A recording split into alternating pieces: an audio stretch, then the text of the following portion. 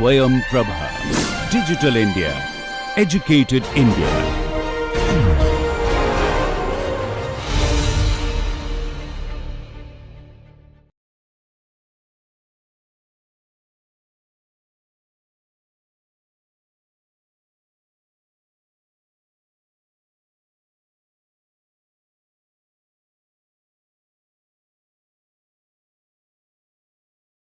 Hello everyone, welcome to this new lecture on real estate investment analysis measures of return in the course Real Estate Finance and Investment Strategies.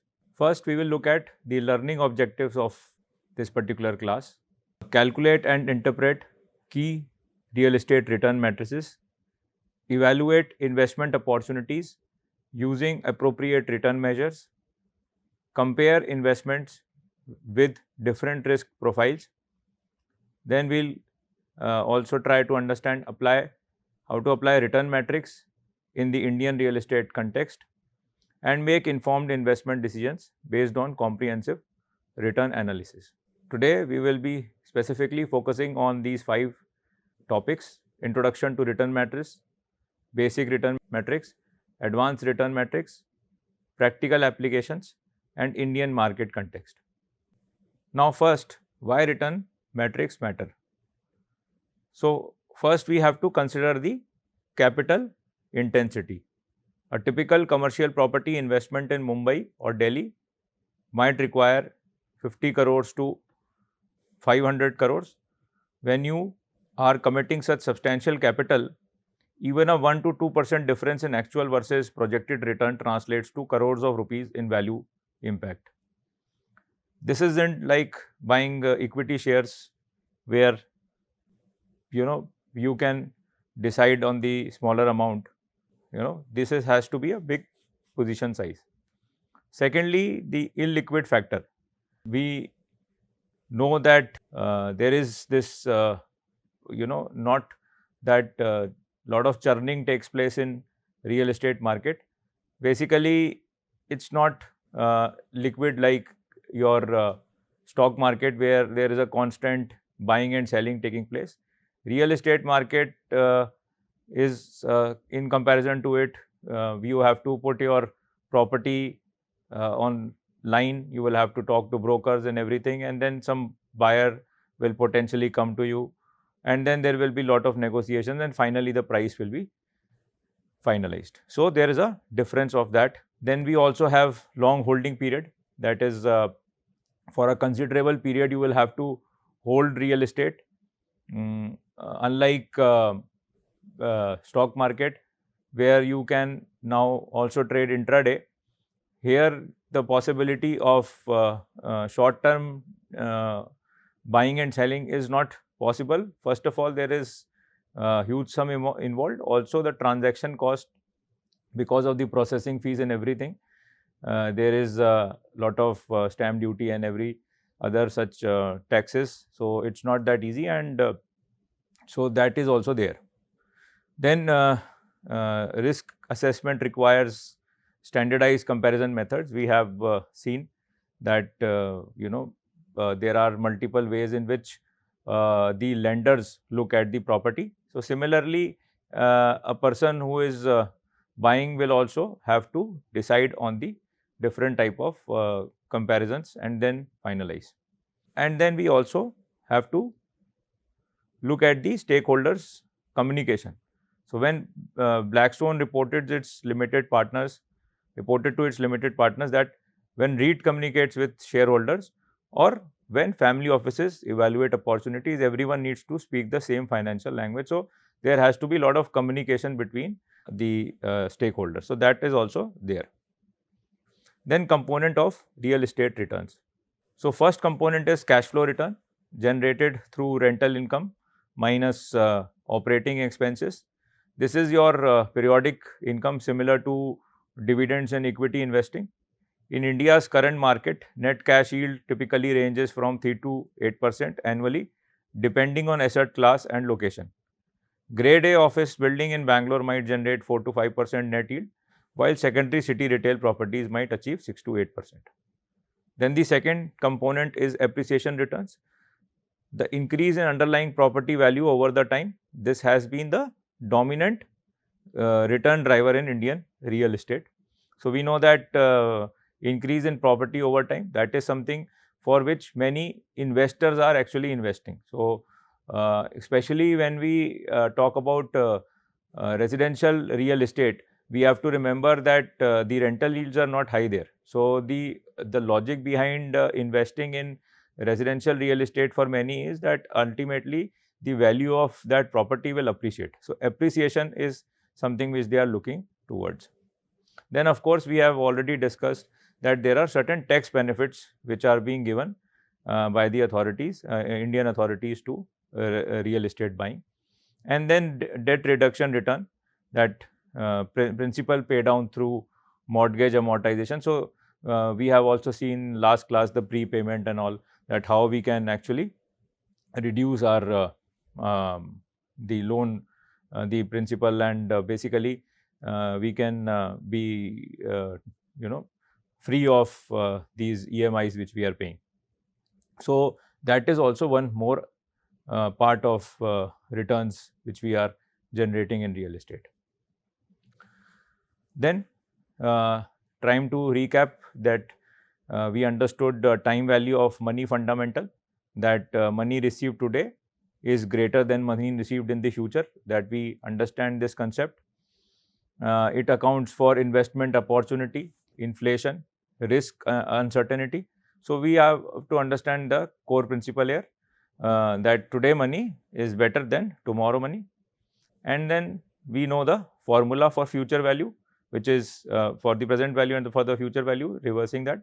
So, PV is equal to FV divided by F plus R to the power N. So, essentially for comparing, this is essentially useful for comparing cash flows across different time periods. Now, return on investment ROI definition. So, we have understood some of the terms which, some of the terms like time value of money we have seen earlier, and we have understood the basic components of return in real estate. Now, it is time to understand a new concept of return on investment. Now, this return on investment is a key matrix which basically looks into the part of net profit, total investment, all this. So, we will now focus on this particular topic.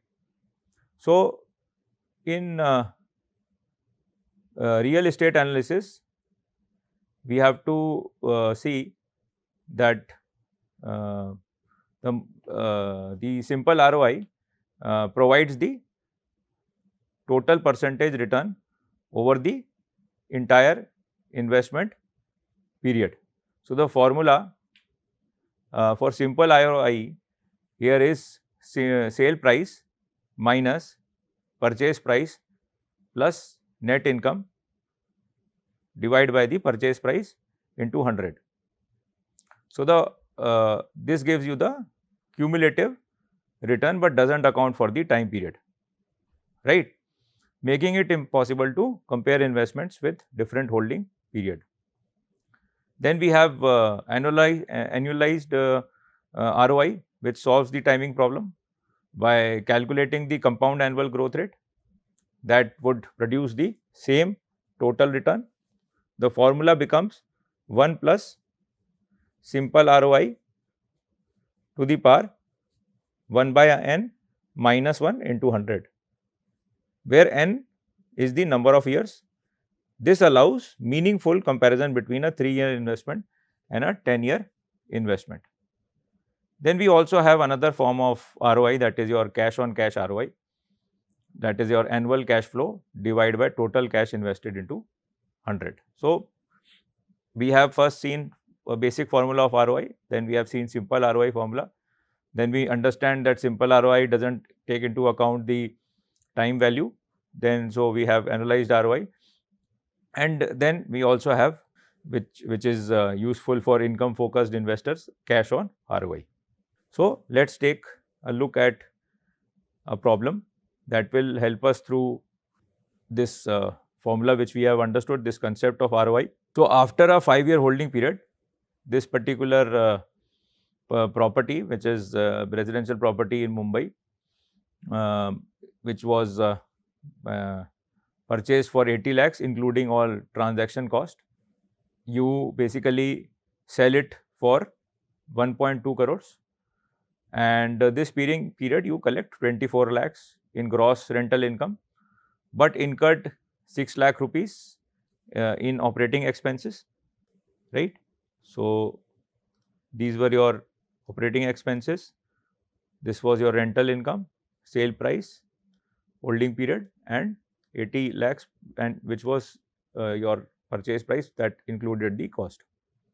So basically, if you calculate simple ROI, it's straightforward application of the formula we just understood, and we get 72.5% annualized, 72.5% as ROI. Whereas if we go for annualized ROI that takes into account the time value of money, it gets drastically reduced to 11.5%. Now, this 11.5% annualized return provides a meaningful benchmark for comparison with other investment opportunities. So, right now we are saying that we are thinking of investing into this property, which we assumed with our discounting and everything, that it is 11.5% ROI. So, now we can compare it with other, right? So, you can also compare it with equity mutual funds, bonds, and of course, like I said, you can also think about other real estate investment. So, that way we can compare this. Now, key limitation of ROI include its inability to capture cash flow timing precisely, and its assumption that all intermediate cash flows earn the same return when reinvested. Despite these limitations, ROI remains valuable for initial screening and communication with non-financial stakeholders. So, they can have an understanding of this. Then we go to cash return deep dive. So, here we can see that cash on cash return deserves special attention because it measures the actual cash yield investor receive annually, which is particularly important in a country like India, where many investors rely on real estate for regular income stream. So, the formula is straightforward. We have annual pre-tax cash flow divided by total cash invested into 100. However, this simplicity masks important nuances in both numerator and denominator calculations. So, first the numerator, we can see it's annual pre-tax cash flow, which is equals to gross rental income minus all operating expenses and debt service payment. Operating expenses include property taxes, maintenance, management fees, insurance, and vacancy allowances. So, all that will be there. Notably, this excludes non-cash items like depreciation, but includes actual debt service payments. So, that is your first part, annual pre-tax cash flow, right? And then the second, your denominator, total cash invested includes not just the property purchase price, but all cash paid by the investor. This encompasses down payment, transaction cost, initial capital improvements, and any subsequent cash investments. Okay. So, let us take one example. Now, consider a Hyderabad commercial property with total investment of capital 3 crores. You invest 1.3 crore equity and obtain 1.7 crore loan at 8.75% annual interest over 10-year period. The property generates 30 lakh and 30 lakh annual return rental income, right?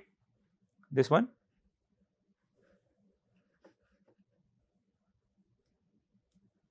Right.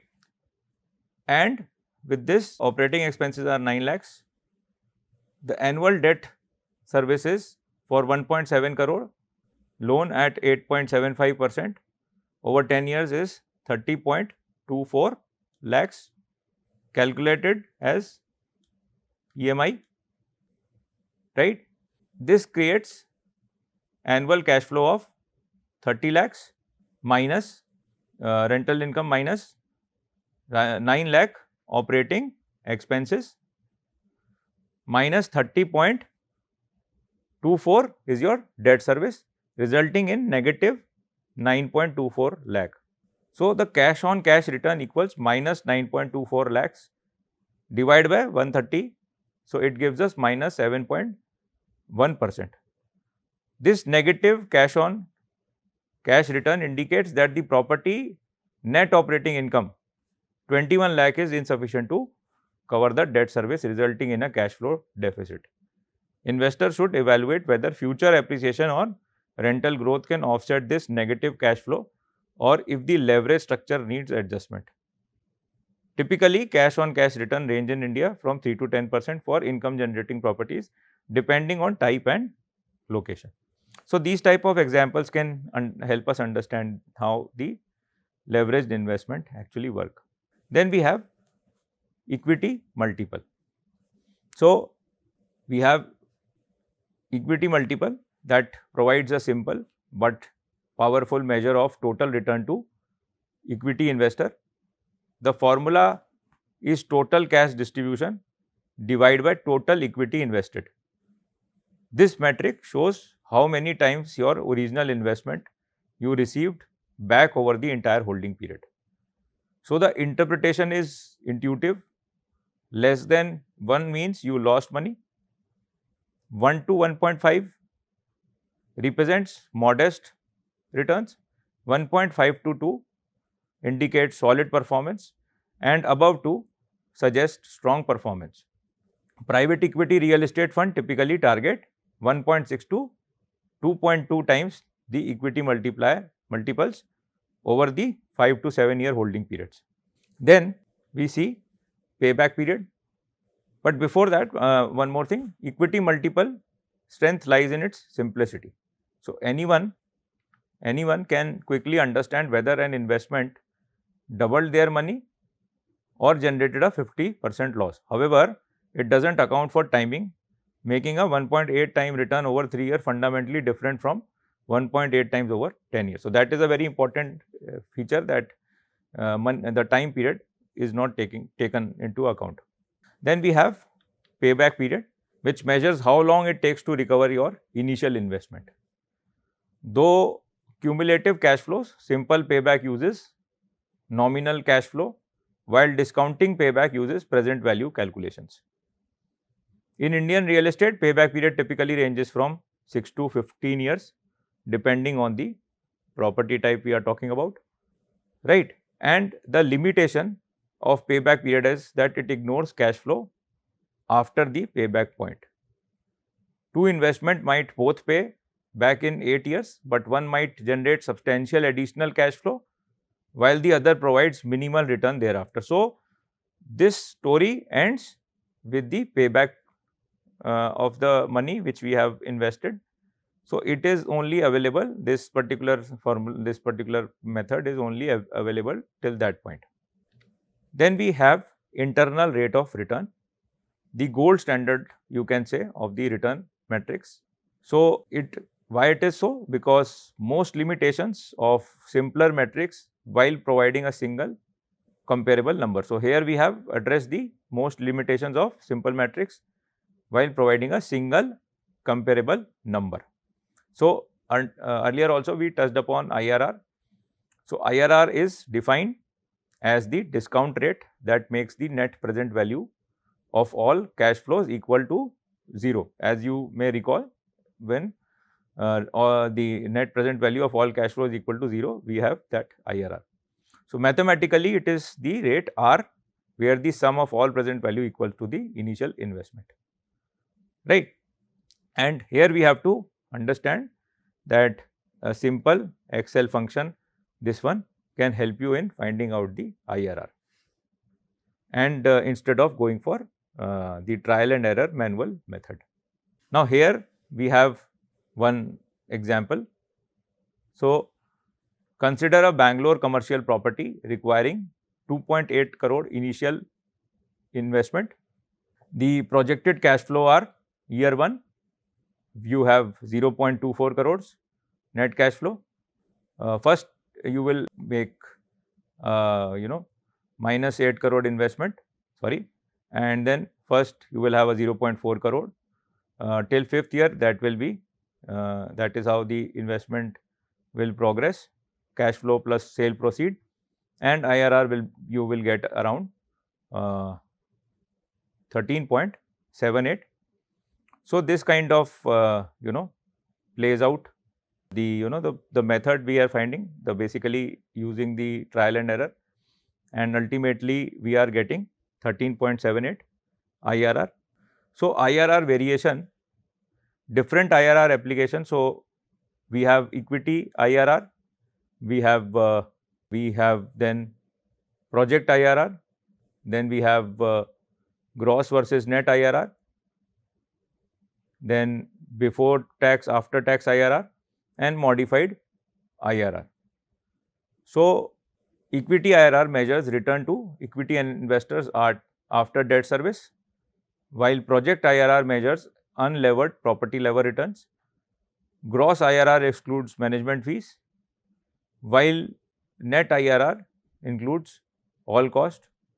Before tax versus after tax IRR accounts for tax implications. Modified IRR addresses one limitation of traditional IRR, the assumption the intermediate cash flow can be reinvested at the IRR rate itself. So MIRR allows you to specify different reinvestment rates, often more conservative and realistic. IRR's primary limitation include the reinvestment assumption and potential for multiple solutions. So in case with unusual cash flow patterns, additionally IRR doesn't indicate absolute value creation. A 25% IRR on 10 lakhs create less value than a 15% IRR on 100 crore. So that kind of limitation we have to understand. Despite these limitations, IRR remains the primary metrics for institutional real estate investment decisions. Then we move to NPV. So NPV measures absolute value creation in today's rupee, complementing the IRR's percentage based approach. While IRR tells you the rate of return, NPV tells you how much wealth the investment creates. So NPV formula sums the present value of all future cash flows minus the initial investment. The discount rate R represents your required return given the investment's risk profile. The decision rule is straightforward. NPV greater than 0 means accept the investment, NPV less than 0 reject the investment. So as you can recall, we have touched upon NPV earlier also when we studied IRR in a previous lecture. That time our objective was different. So here we are going in detail and telling again that NPV greater than 0 is accept, NPV less than 0 is reject. Advantage, it shows absolute value creation, and limitation is that it is scale dependent. So what is the scale is not useful here, that is a small positive amount is also positive NPV, while a big amount is also positive NPV. So that kind of scale limitation is there. Then let us take NPV example. So we are looking at Mumbai retail property, we are looking at the 5-year cash flow, present value of that cash flow, and we can understand that here we can see that the total present value is 11.52, meaning there is a negative NPV. So investment does not mean the discount 14% requirement rate. So we will not go for it because negative means we are rejecting it. So the negative NPV indicates the investment fails to meet the 14% requirement, right. Then we move to profitability index. Now profitability index addresses NPV's scale dependency. How it does that? By dividing present value of cash flow by initial investment. So, profitability index greater than 1 indicates value creation, while PI less than 1 suggests value destruction. And the application is capital rationing situation. So, we can address the issue which was there with NPV, and here we can have better application of profitability index, right? Because here what we are doing is present value of cash flow, we by initial investment when we divide. So, if we get greater than 1, it indicates creation, while PI less than 1 suggests value destruction. Then we go to risk adjusted return. So, here we can see different type of ratios. Now, Sharpe ratio is your return minus risk free rate divided by standard deviation. We have understood earlier that risk free rate basically in India we generally take it as to be the Indian bond, which is around somewhere trading around 7%. So, government 10-year bond we take it for risk free rate. It may be different for different. Sometimes in some other countries, or in even sometimes in India we take different other risk free rates. So, but idea is that something where we are not having any risk, absolutely negligible risk of losing money because there is a sovereign backer for that bond. So, that is your risk free return rate, and return is the amount which you are expecting. So, return minus risk free rate divided by the standard deviation, that is the volatility measuring method. So, standard deviation will be the denominator here. Then we also have Sortino ratio, which improves upon Sharpe ratio by focusing only on downside volatility, recognizing that investors don't mind positive surprises, only negative ones. So, this better reflect real estate investor psychology. In Indian market context, return expectation vary significantly by strategy and property type. So, let me share this core this thing and go to the Indian these typical IRR ranges by the strategy. So, we had briefly touched upon these strategy. So, core strategies target stabilized grade A office building, which typically seek 12 to 15% IRR. These investment prioritize income stability and capital preservation with the modest upside potential. Then we have core plus strategies might target 14 to 7% IRR by taking slightly more risk through secondary location, shorter lease terms or modest value add components. Then we have value add, which is your office repositioning. So, that type of investment. So, it will typically target 17 to 20% IRR to compensate for execution risk and capital intensity. Then we have opportunistic strategies like ground up development target of 20 to 25% IRR, reflecting the significant construction, leasing and market risk involved, right.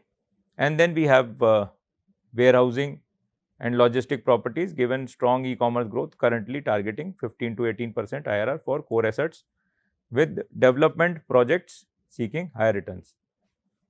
Then we have residential development projects typically targeting 18 to 22% IRR depending on location and project timeline. Now, this is the current situation, it may alter in future, but generally right now we are seeing this.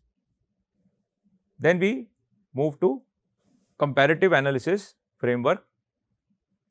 So, here we are seeing standardized assumption.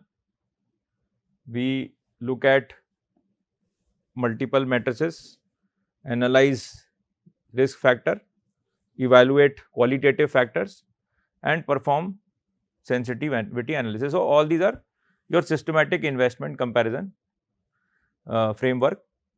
So, effective investment requires systematic comparison framework rather than evaluating opportunities and isolation.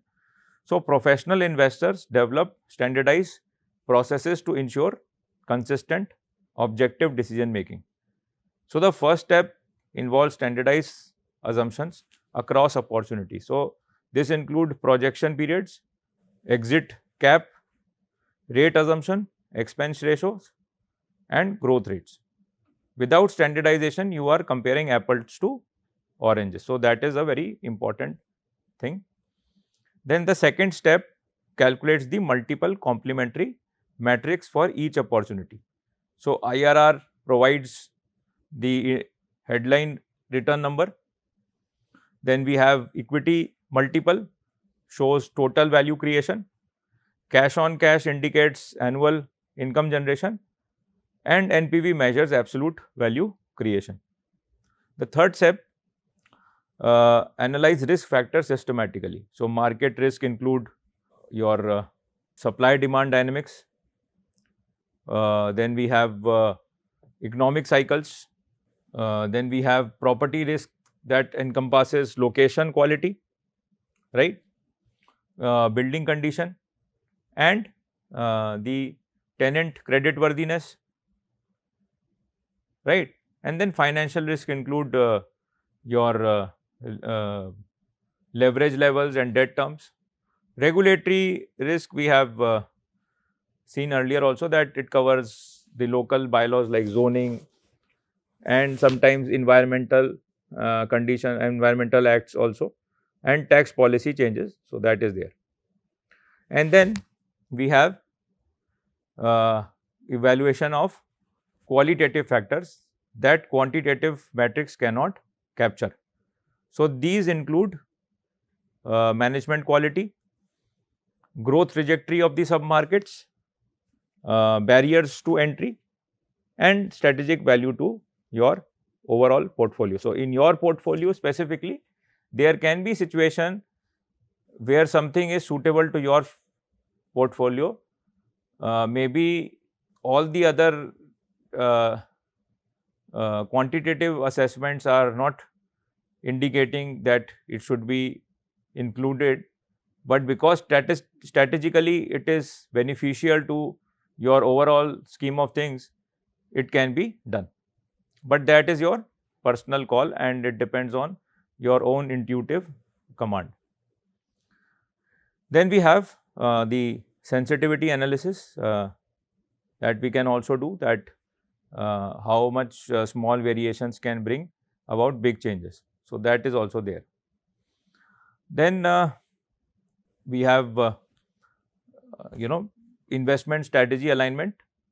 Now, these can be matching specific to specific type of investor. So, institutional, we have high net worth individuals, then we have private equity, REITs, developers. So, initially if you remember, we had very briefly, but we touched upon an idea that sometimes it depends that who is investing.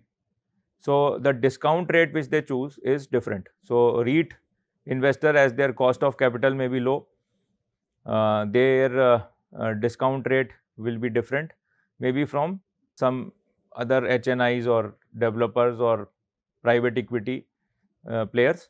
So, these type of variations can be there. So, for example, high net worth individuals typically target after tax IRR and equity multiples with expectations of 16 to 20% return. Institutional investor like pension fund emphasize risk-free, risk-adjusted IRR with target returns of 12 to 15%. And if you talk about REIT, they may look for current yield of 7 to 9% and annual FFO growth of around 8 to 12%. So, depending on who is looking, it will be different for different. So, developer might target 20 to 25% margin on cost with project IRR of 20 to 30% depending on the project type of location. Then we go to a case study Here you can see that component, there is a residential, retail, office. Total investment is of 400 crores. Timeline is 4 years development. Then there is a 2-year stabilization and then exit after 7 years. This is the kind of situation. And the result is 17.8% equity IRR and 1.32 times we have equity multiple. And key learning from here will be that diversified component provide balance risk return. So, because of these different type of units which we can see, residential, retail and office, we can balance the risk return performance. Then leverage impact and tax consideration. So, leverage impact on the return. So, leverage represents a critical decision in real estate investing because it's dramatically impact both return and risk, right? So, positive leverage, property return is greater than interest rate, amplifies return. Negative leverage is basically property return is less than interest rate and it reduces the return. So, that situation can happen. So, in Indian real estate market, typical LTV ratios vary by asset class, right?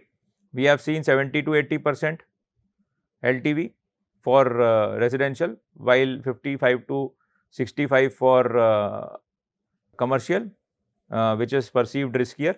So, leverage can increase equity IRR by 300 to 500 basis point in favorable conditions. For example, a property generating 1.2% unlevered returns might produce 16 to 17% equity returns with 70% LTV financing at 9% interest rate.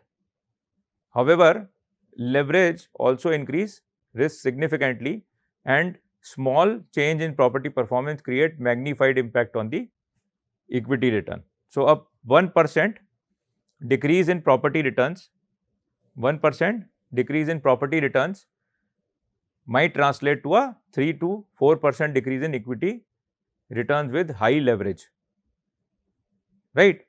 Then we have to keep in mind the tax consideration is very important. So, tax consideration often receive insufficient attention in return analysis, yet they significantly impact actual investor return, right? So, rental income taxed at slab rates up to 30%, right? And capital gain, you have short term, you have a slab rates, you have long term 20% with indexation, short term somewhere it's right now I think right now it is 12.5%. So, this can be the capital gain, this can influence the decision, and for this you will have to be constantly be aware of how the government is taxing, what are the current provisions. So, every budget this can change, but this is something which is certainly going to be there in India. So, that rental income, how it will be taxed, capital gains, how it will be taxed, we have to keep an eye on that. But of course, we have been talking about this many times that there are tax benefits for buying real estate, and government has ensured that this is there because they want to encourage people to own their own homes. So, that is the reason there are interest deductions, depreciations. So, that is the advantage one gets by investing in real estate, at least if they are doing it for the first time.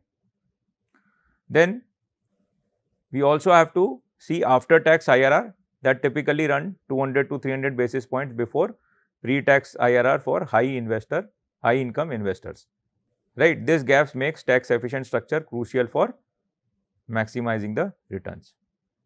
Then we have to understand technology tools. So, spreadsheet models, Excel, Google Sheet with financial functions. For last 2 classes we have been looking at some formulas, some functions which are there in Excel, and that helps us in faster and better calculations. Then specialized softwares are there We have Argus Enterprise, Estate Master for commercial real estate. And then we have mobile apps which do quick analysis for preliminary evaluations. Data source, we have to remember, market research providers, government databases. We have to be very thorough about the data from where we are getting that data. So, this was discussed in the previous valuation class, where we discussed that data sources are important, and multiple data sources are encouraged, because there can be possibility of error in data, and that is why if we are getting it only from one place, it might not be prudent.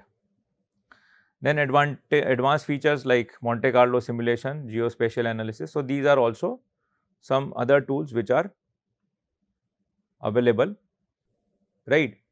So, then we move to market cycle impact. So, we understand the timing, that timing affects the returns, it is very important.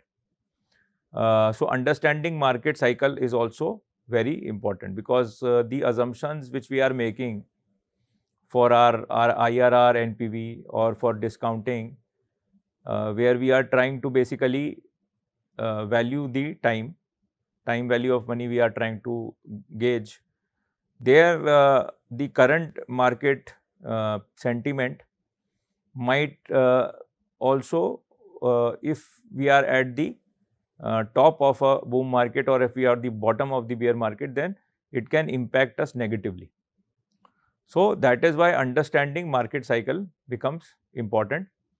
So, we have 4 phases of recovery, then expansion, after that hyper supply, and then comes the recession. So, first, if the market is at the bottom, it will recover.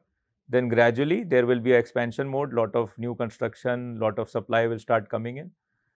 When the market condition is so good that every real estate product is getting sold out, then in that case there will be hyper supply, and eventually there will be a drop in demand, and there will be recession because of the excessive supply conditions. So, this type of situation generally happens, and there is a cycle length of 7 to 10 years in Indian market. So, we have seen in past that around 10 years we see this cycle repeating.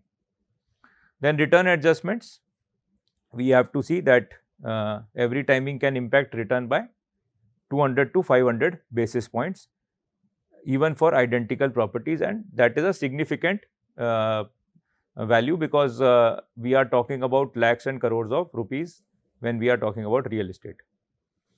And strategy, counter cyclical investment strategies is basically buying during market downturns and selling during peaks, can generate superior return for investor with patient capital and strong market timing capabilities. Then there are common pitfalls. So, avoid these analysis errors. Over reliance on single metrics, typically IRR. So, other metrics which we have seen, it is useful to look at them also without relying on a single one. Ignoring market cycle in projections, that can be avoided. Like I said, that sometimes when we are in a long bull market, and it is easy to get too over optimistic and make rosy assumptions, and ultimately end up on the negative side. So, that is something which we have to keep in mind. Inadequate sensitivity analysis on key variables, and that is why this small variations in our assumptions have to be looked very carefully by sensitivity analysis, because small changes can bring lot of changes in the final output. So, that should not be inadequate. And then overlooking tax implications have to be thoroughly understood. Underestimating the transaction cost. So, initially we started with the discussion that the real estate markets are not as liquid as equity market, and one of the reason is that there is a big transaction cost attached with the real estate, there is a lot of stamp duty and other charges which are levied. So these must not be underestimated. They must be calculated according to the prevailing rules. And we have seen that there can be different form of taxes, whether it is your short-term, long-term capital gain tax or the stamp duties and other important charges. Then failing to adjust for risk in return comparison. So we are not included proper risk in our assumptions, in our comparisons. So that kind of thing can also be very dangerous and must be taken care of. Then what are the best practices?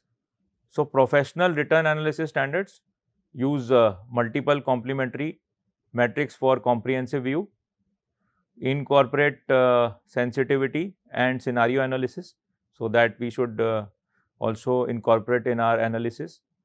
Consider after tax returns for accurate comparison. We should be adding after tax return for this.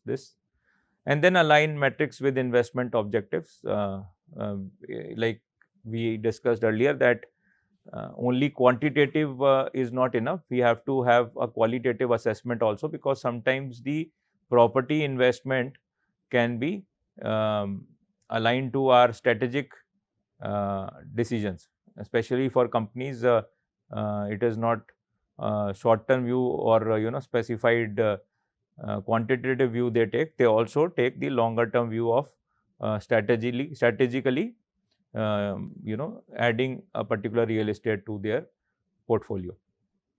Then it should account for market cycle positions. We have been emphasizing this, that market cycle positioning is important, because that affects the assumptions which we are making. And then document assumptions clearly for transparency, and then stress test projections with adverse scenarios. So we have to understand that dip in the increase in vacancy or the dip in occupancy rate can negatively impact any particular commercial building, and that can be very negative on overall assessments which we have made. So considering lower occupancy or higher vacancy, these type of tests should also be taken by anyone who is investing, because they can tell you that in worst case scenarios what can be the return on that property. So we have to have understanding of different metrics that serve different purposes. That is one key takeaway. Use appropriate combination which is more suitable. Just don't rely on IRR. Then risk adjusted returns, provide better comparison framework. So Sharpe ratio and all these ratios which we understand, we should take them into account. Then leverage amplifies both return and risk. So we should look at that, if whatever leverage we are taking, it should be in line with our risk tolerance, because we have seen that 1%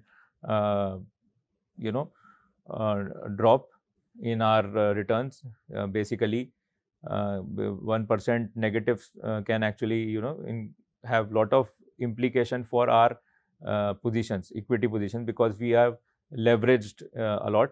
So that can lead to multiplying effect. And then tax considerations significantly impact the actual return. So whatever tax is there at that time, whether it is local tax or central government tax, we should be well informed about it, and should if we are using spreadsheets on Excel, we should keep on updating them for this purpose. And then market timing affects achievable return substantially. So when we are investing is very crucial. So at the top of boom market or at the bottom of the bear market, and of course when I say this, it's not easy to actually tell when it is bottom, when it is top, but when it has been a long time, the market is moving in one direction, and from the years of experience, we know that around 10 years the market cycle reverses. So that kind of idea if we have, so we should take that into our calculations, and we should accordingly make our assumptions. So that is what we are suggesting here with market timing.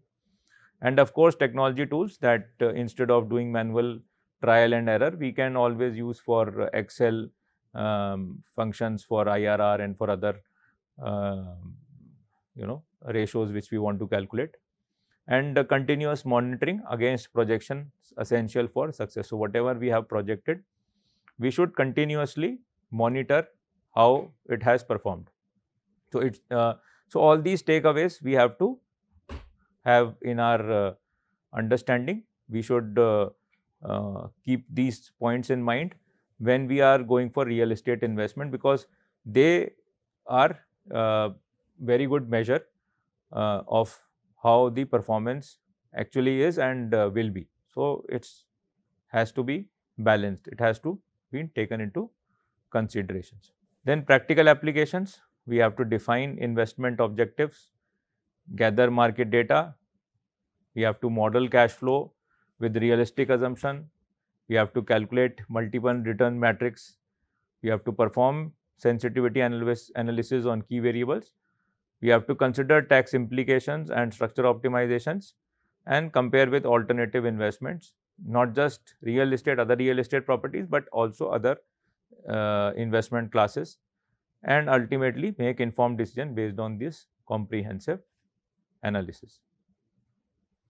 Questions for consideration which we should consider after this: that how do different return metrics complement each other? What role does market timing play in return achievement? How should leverage decision be evaluated? When might a lower IRR investment may be preferable? This can be, something you must ponder. And then how do tax consideration influence investment structures? And what technology tools best serve your analysis needs? So these are all the questions which you should think about and try to answer. Next, you should build on these and practice calculations with the different property types, develop standardized analysis templates, study market cycles and their return impacts. There are a lot of good books written on the market cycles because it's a qualitative aspect also. So the opinions of established market players, where they have written that in books, you should read them. Understand tax implications for different structures. Familiarize with technology tools. Lot of upgradation in technology is happening. AI is there, blockchain is there. So you should adopt all that and apply learning to the actual investment opportunities.